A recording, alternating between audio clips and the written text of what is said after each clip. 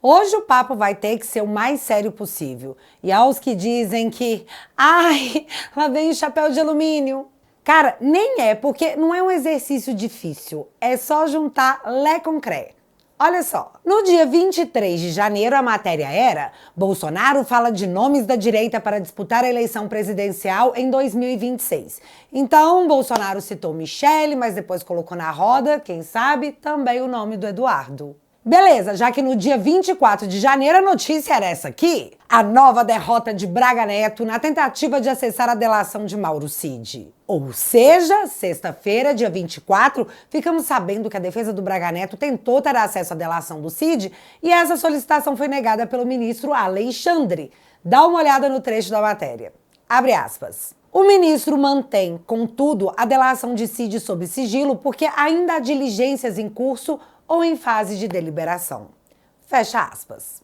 Ficou claro, né? A delação do Cid, sexta-feira, estava em sigilo. Já no dia 25, pela manhã, a matéria da Folha trazia a foto da Michele e do Eduardo estampando a seguinte matéria: direita se reorganiza com Trump e Washington vira palco de disputa política no Brasil, já que o Eduardo anunciou que pretende voltar muito em breve para continuar informando os americanos sobre a situação de Brazuela. E aí, todo mundo sabe, né? Eduardo e Michele estiveram lá nos States para a posse do Trump e, nossa!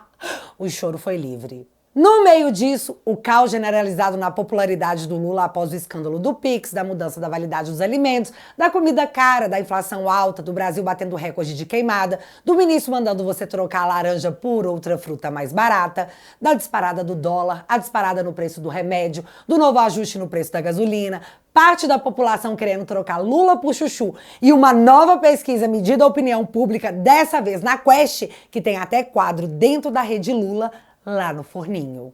Galera, caos! Aí, enquanto tudo isso acontecia, o inesperado se revelou. No mesmo dia 25 de janeiro, porém, já para o fim do dia, a Folha estampou a seguinte matéria: Cid disse que Michele e Eduardo Bolsonaro compunham a ala mais radical da trama golpista.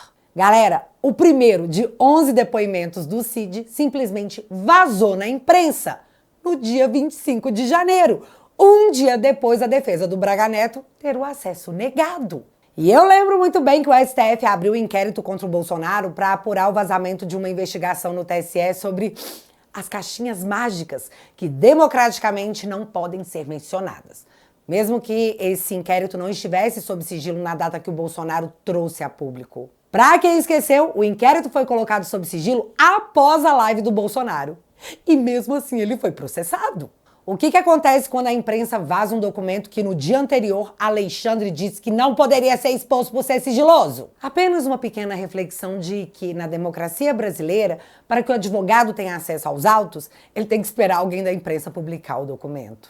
E vem cá, você tá conseguindo ouvir isso? Não? Você não tá ouvindo? Não, né? É porque, de fato, os juristas pela democracia tupiniquense estão num silêncio extremamente constrangedor. Mas tá, voltando aqui, em meio ao caos que o Lula se encontrava, a delação do Cid foi vazada e os alvos das manchetes são Eduardo e Michele. Vai que a galera para de falar do Lula e a militância pega aí o gancho pra começarem a falar dos bolsonaristas que estão enchendo o saco lá nos States, né? E até teria dado certo se o Lula não tivesse comprado outra briga que ele não poderia vencer. Vamos falar só dos deportados pelo malvadão do Trump. Ao longo do sábado, até que tava dando certo tentarem fazer colar no Lula a sensação de que ele era um humanista contra o imperialista do Trump. Mas aí deu ruim num primeiro momento e terminou de cagar tudo no segundo. No primeiro momento se descobriu que, ei, te contar, não é a primeira vez que o Lula recebeu avião com deportados dos Estados Unidos nessas exatas mesmas condições. E só para esclarecimento, em 2022, o Bolsonaro solicitou para o Biden mudanças no procedimento. Mas tio Biden, o cara legal, deixou o pedido de Bolsonaro em análise. E tá lá até agora, já que em 2023, já sob o comando do Lula a mando de Biden, o Brasil recebeu 14 voos dos Estados Unidos com 1.418 deportados. E ó, silêncio sepulcral. Já em 2024, foram 2.142 pessoas em 17 voos. Mudos estavam, mudos continuaram, porque a verdade é que ninguém ligava mesmo. E em 10 de janeiro de 2025, o Lula recebeu mais um voo com 100 deportados pelo Biden. E eu tenho certeza que você não ficou sabendo disso. Porém, chegou o sábado, 15 dias depois, e o problema é que agora é a gestão do Trump malvadão. E o Lula o quê? Quem esse cara acha que é pra mandar deportar meu povo dessa forma? Mandou ministra dos Direitos Humanos, a mídia fez escândalo, Lula foi lá receber os deportados, pediu por dignidade. 15 dias após ter ignorado plenamente. Aliás, ele tá ignorando esse fato há mais de 2 anos, mas só agora, sob o Trump, ele ficou tiche. Tiche ele tava, que cara humanista ele. Não, mentira, ele é só um hipócrita marqueteiro que usa as pessoas pra pauta eleitoral. Só que piora muito, tipo, muito mesmo, quando nós descobrimos que a Polícia Federal Brasileira adota o uso de algemas em deportação de imigrantes ilegais pelo Brasil e que, quando foi questionada pelo Estadão, a Polícia Federal admitiu que sim, a gente usa sim. E aí o militante fica como, meus amigos? Como que fica o jornaleiro da Rede Lula? Como que fica a moral desse desgoverno? Cara, que vexame, que patético. Só com tarja preta pra tancar o bostil, viu? Difícil demais. Mas beleza, nesse momento, esse fato já estava abafando a delação do Cid, que na verdade já encheu o saco de geral. Mas é o que se tem, bora insistir. O domingo tava aí pra recuperação da narrativa. Só que aí o Petro, que é aliado do Lula, será que eu tomo processo por dizer mais essa verdade? Resolveu bancar o herói revolucionário e proibiu os aviões dos Estados Unidos de pousarem em solo colombiano. O cara fez textão no Twitter, falou que ia peitar a coisa toda e que cara de coragem. No meio disso, mais uma vez, a tentativa de tentar trazer o nome do Bolsonaro para mais essa cortina de fumaça foi bloqueada pela própria militância que naquele momento estava no Twitter gritando: Petro! Petro! Petro! Aqui uma licença poética para imitar o Alckmin em um dos seus momentos mais ridículos da sua história. Eu espero que vocês tenham pegado a referência. Em vez de falarem da delação vazada do Cid, que não tinha nada de novo mesmo, os militantes estavam no Twitter dizendo que Trump e seus bilionários fascistas não os intimidariam porque o Petro era grande. Mas durou pouco, porque o Trump falou que tudo bem, pequeno gafanhoto, sem visto a terra de tio Sam para você, seus subordinados, os integrantes do seu partido e familiares. Além disso, tô te taxando em 25%. E a taxação sobre você pode ser que semana que vem chegue a 50%.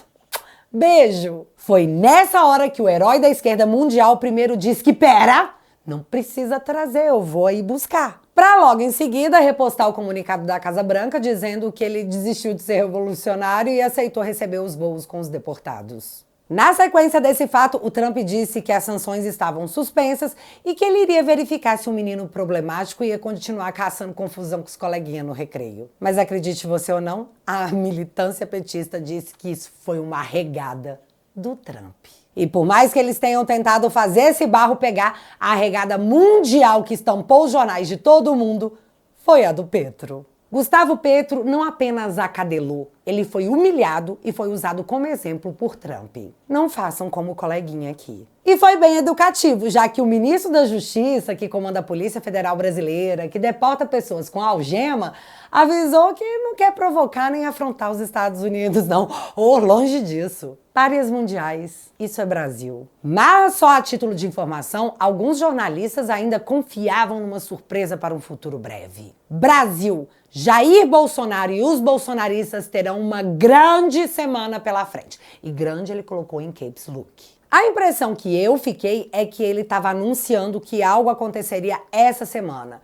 Então, só restava aguardar. Afinal, vazaram a delação do Cid, né? Vazaram a delação do Cid. Para encerrar o domingo, o Roda Viva anunciava que o Andrei Rodrigues, o diretor da Polícia Federal, estaria no programa nessa segunda-feira. E então foi essa aqui a minha linha de raciocínio.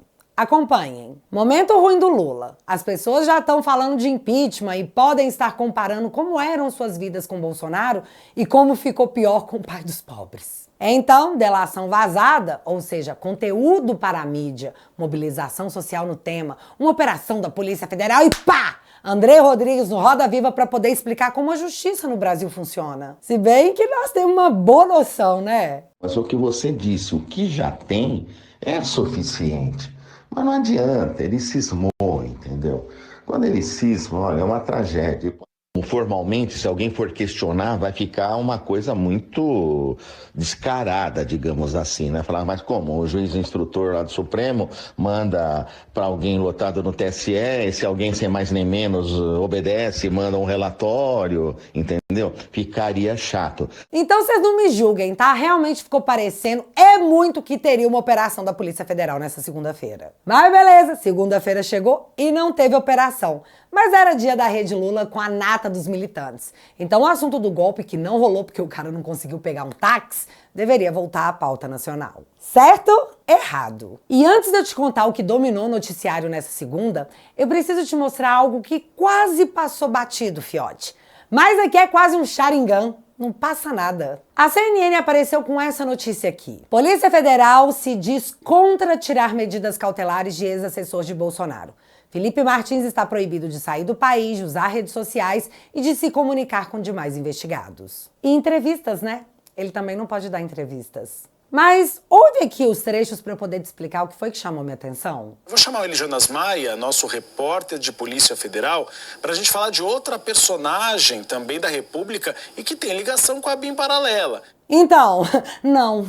O Felipe Martins sequer é investigado no inquérito da ABIN Paralela. Então, de onde que ele tirou isso? É sério, ele está sendo investigado extraoficialmente ou essa informação está totalmente errada? Fake news que fala, né? E dentro da matéria escrita tem um outro fato. Eles dizem que a Polícia Federal havia sido contra a retirada das cautelares porque o Felipe Martins também consta como investigado na apuração que levou à prisão do general Braga Neto em dezembro passado. E esse seria um dos motivos. Mas, e se eu te contar que, oficialmente, o Felipe também não é investigado no inquérito que levou o Braga Neto à prisão? Sério, não tá. Mas a Polícia Federal disse à CNN que ele ser investigado nesse inquérito é um dos motivos para que as cautelares não caiam. De novo, ou a informação é falsa, ou o nome do Felipe Martins está sendo escondido nas investigações, e eu não sei se pode fazer uma coisa dessas no Estado Democrático de Direito. E ó, povo do TSE que me monitora, eu tô falando que eu não sei se pode, porque vai que pode.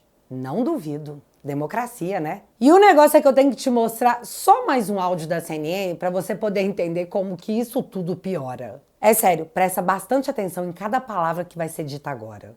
Paralelo a essa medida que foi enviada para a Justiça do Paraná, o ministro Moraes também pediu para a Polícia Federal um entendimento, uma manifestação, se a PF é a favor ou contra retirar essas medidas cautelares, já que ele saiu, já tem mais de 7 meses, foi em agosto do ano passado, se precisa manter ainda. No entendimento da Polícia Federal é que sim, que ainda precisam ser mantidas essas medidas cautelares contra o ex-assessor de Bolsonaro. Esse pedido interno da Polícia Federal foi enviado ao ministro Moraes. Beleza, só para você poder entender, oficialmente, o Alexandre pediu que a Justiça do Paraná se manifestasse se o Felipe estava cumprindo as cautelares. Na sequência, o cara diz que, em paralelo a isso, o Alexandre teria pedido um entendimento, uma manifestação da Polícia Federal, para saber o que a PF achava sobre a remoção das cautelares. E ele diz que esse pedido interno, gente, foi enviado ao ministro Alexandre. Então, não existe esse negócio de pedido interno de manifestação. Tem que estar nos autos do processo. Aí, eu achando isso mega estranho, entrei em contato com a defesa do Felipe Martins para perguntar sobre isso. E a resposta foi essa nota aqui. Abre aspas. A defesa de Felipe Martins recebeu com grande estranhamento a notícia de que a Polícia Federal teria se manifestado pela manutenção das medidas cautelares impostas ao nosso cliente. Não houve qualquer requerimento recente por parte da defesa envolvendo esse tema. Tampouco qualquer manifestação formal da Polícia Federal no processo. Também não houve solicitação do ministro Alexandre de Moraes para que a Polícia Federal se pronunciasse sobre a questão. Se tal comunicação de fato ocorreu, como noticiou a CNN, foi realizada fora dos autos e sem que a Polícia Federal tenha sido formalmente provocada. Essa conduta, caso confirmada, seria extremamente grave, pois configuraria uma prática incompatível com o devido processo legal e com a paridade de armas. Tal atitude reforçaria ainda mais uma percepção de parcialidade por parte da Polícia Federal, que deveria atuar com rigor técnico e imparcialidade, mas que, desde o início, tem demonstrado uma conduta totalmente inadequada e reprovável em relação a Felipe Martins. Um exemplo claro dessa postura foi o pedido de prisão preventiva fundamentado na alegação falsa de que ele teria viajado para os Estados Unidos em dezembro de 2022. Informação que já havia sido amplamente desmentida um ano antes da confecção desse pedido, mas que resultou em uma prolongada prisão abusiva que durou mais de 6 meses. É importante lembrar também que as medidas cautelares impostas a Felipe Martins são desproporcionais e injustificáveis. Essas restrições incluem a proibição de conceder entrevistas, de participar de audiência pública no Congresso Nacional e de usar redes sociais. Limitações que não foram aplicadas a outros investigados no mesmo caso. Isso revela um claro receio de que a plena liberdade de Felipe Martins para se comunicar publicamente exponha as inconsistências e desmonte as falsas narrativas que vêm sendo promovidas contra ele pelos investigadores. Tais medidas, que restringem severamente sua liberdade de expressão, configuram um ataque direto a direitos fundamentais e buscam silenciar alguém que tem todas as condições de trazer à tona a verdade sobre o caso. Apesar disso, Felipe Martins tem cumprido rigorosamente todas as medidas cautelares impostas. Desde a sua liberação, ele respeita integralmente todas as medidas, além de comparecer semanalmente no Fórum da Comarca de Ponta Grossa, demonstrando compromisso com as determinações judiciais, mesmo diante de restrições que afrontam os princípios constitucionais da presunção de inocência, da liberdade individual e do contraditório. A defesa reafirma que Felipe Martins não cometeu qualquer ato ilegal e continuará adotando todas as providências legais cabíveis para corrigir as arbitrariedades que vêm sendo cometidas contra ele. Reiteramos nossa confiança no esclarecimento dos fatos e na plena restauração da verdade. Fecha aspas. E eu só lembrei do pessoal dizendo que estava tudo invalidado na Lava Jato porque o Deltan conversou fora dos autos com o Moro. E não é só eu que lembro disso. Só que essa é apenas mais uma semelhança a ser rememorada quando tudo isso passar pela revisão histórica de fatos. Que vai acontecer, galera. Vai. Mas beleza, agora eles iam falar do Bolsonaro e da delação vazada do Cid, né? Então, não deu, porque a segunda foi bem intensa. Planalto descarta viagem de Lula para a reunião de emergência da CELAC, que é a Comunidade dos Estados Latino-Americanos e Caribenhos, que foi criada na intenção de concorrer com a OEA. E o motivo dessa reunião seria para discutir a tensão causada pela política anti-imigração do Trump. We're going to put tariffs on outside countries and outside people that really mean us harm. They mean us harm, but they basically want to make their country good. Look at what others do. China's a tremendous tariff maker, and India and Brazil and so many countries, and so we're not going to let that happen any longer because we're going to put America first. Always put America first. That's what's going to happen. Fih, você é doido do Lula, queimado do jeito que ele tá internacionalmente, de aparecer numa reunião dessas? O cara submergiu e tá brincando de tô invisível. Que deplorável.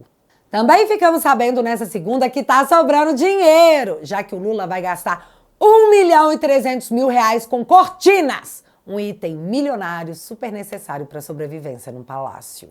E a esbanja, ela não para nunca! E dessa vez vamos bancar a sua viagem para Roma, junto com os ministros como chefia brasileira da Aliança contra a Fome. E eu fiquei me perguntando quantas cestas básicas para o povo carente do Nordeste, R$1.300.000 que serão gastos em cortina, daria para comprar. Nessa segunda também fomos avisados para nos prepararmos, porque no dia 1º de fevereiro vem aí mais uma alta da gasolina. E mesmo assim o preço dela continuará em defasagem, o que é o prelúdio de um novo aumento em breve. Sobre os escândalos no IBGE, o ex-presidente da instituição diz que essa crise da instituição é própria de um país que perdeu o rumo. Mas ele só disse isso porque não acompanha a Miriam Leitão, porque se ele acompanhasse, ele ia entender que isso não é real, é só uma sensação. Se bem que não, já que o noticiário da Rede Lula, em vez da cortina de fumaça, estampou a crise do desgoverno com o resultado da pesquisa da Quest, que mostrou o óbvio. Ferrou, companheiros.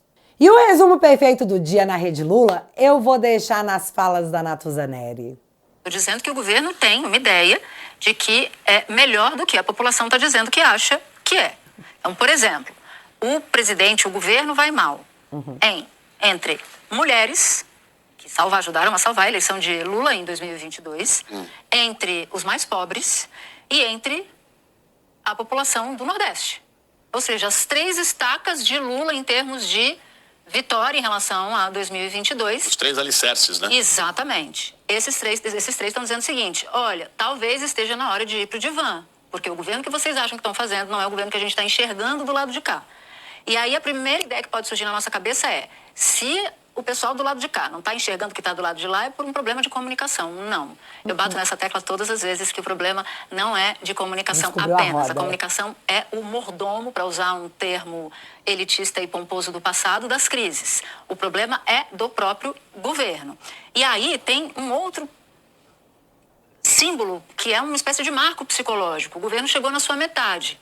Na sua metade, a picanha não entrou dentro do carrinho e o colchão duro está saindo de dentro do carrinho.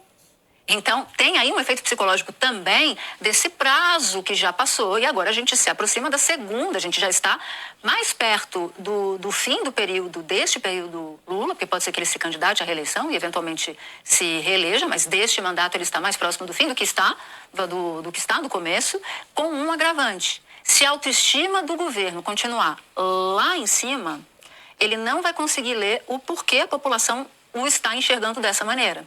E não conseguir ler o que a população está enxergando significa não mudar as coisas que precisam ser mudadas. Cara, nem a rede estatal não oficial tá segurando o BO que é gostar de você, Lula! E talvez, vendo que 2026 não vai ter jeito, afinal, agora o povo pode comparar os governos de esquerda e de direita e eles podem descobrir de forma dolorosa que os juros da casa própria vai chegar a 15% ao ano, enquanto a esbanja viaja para Roma e o Lula compra cortinas. Então pode ser que eles queiram o ex de volta, mesmo que na força do ódio, já que o amor tá custando muito caro. Portanto, uma nova estratégia já tá no radar. E para eles dizerem em voz alta, é porque esse negócio já deve estar avançado. E eu tô falando aqui do Gilmar Mendes anunciando que esse ano o Brasil vai discutir sobre o semipresidencialismo. Quem sabe os caras que tanto falam de golpe possam nos impedir de votar no presidente de fato do país e tentar deixar isso para o Congresso.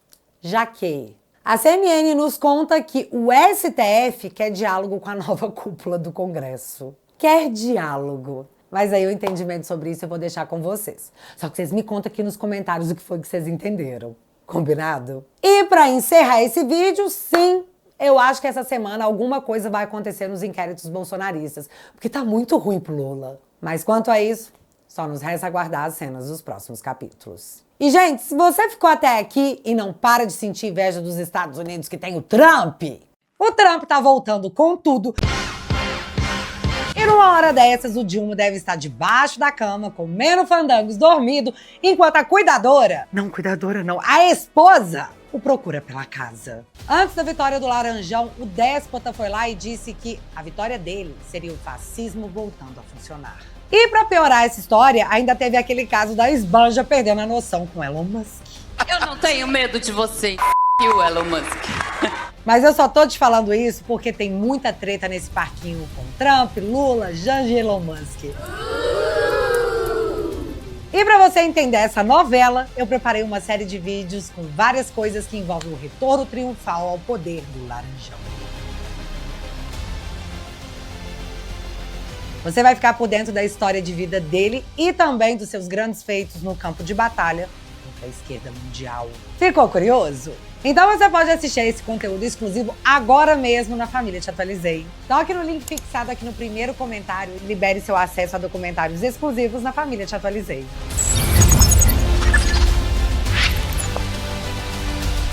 Assinando teatualizei.app, você financia o meu trabalho, a minha defesa nessa democracia relativa pujante. E em troca eu te ofereço conteúdos exclusivos, como esse documentário sobre o Trump e sua grande virada que está disponível para os assinantes. Mas não tem só isso lá não, viu, galera? Tá cheio de conteúdo para você maratonar, para passar raiva e se divertir sempre que possível. Porque eu sigo acreditando que seremos nós a rir por último. E eu desconfio que eles também sabem disso. E se você quiser entrar pro movimento Irrite um Petista Permanecendo em Silêncio, pra galera que assinar o plano vitalício e leva de brinde esse boné malvadão, que além de estiloso, age como repelente natural aos eleitores do Lula. Olha só, pode confiar. Essa promo do boné tá nos últimos dias, portanto, se você quiser e puder, eu vou deixar o link fixado aqui no primeiro comentário. E desde já, muito obrigada. E se você ainda não é inscrito aqui no meu canal, meu amigo, se inscreve e deixa seu like, porque você já sabe. Acontecendo alguma coisa de relevante ou irrelevante, a gente volta. Beijos, galera. Fui.